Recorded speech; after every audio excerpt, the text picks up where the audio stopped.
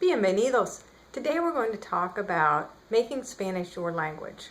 If you want to become fluent in Spanish, then Spanish has to become your language. It has to be personal to you. It has to become part of who you are and a part of how you communicate on a daily basis. Now, using Spanish on a daily basis doesn't just mean I'm going to study Spanish for 10 minutes in the morning and 10 minutes at night.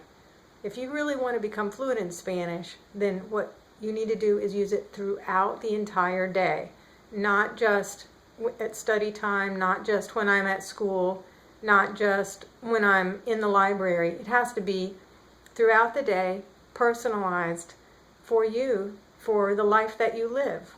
And this is how we started on the process of learning language in the first place, because when we were babies, our mothers communicated to us using language, and that's the language that we learned. And it was all about our lives, the foods that we ate, the people we knew, and the toys that we had, and our surroundings. And that's how you're going to make Spanish your language.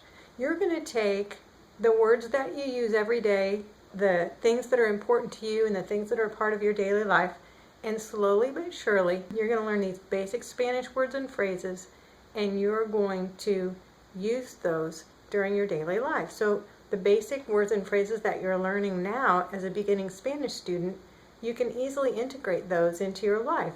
If you are learning the phrase for I like it, or do you like it, that's an easy thing to ask yourself throughout the day. Now you're going to have to kind of talk to yourself a little bit and think of that phrase often for a couple of weeks, but after using that daily for a couple of weeks, it's going to be automatic to you. You're not going to have to think about it anymore, and it'll be time to move on to more new vocabulary.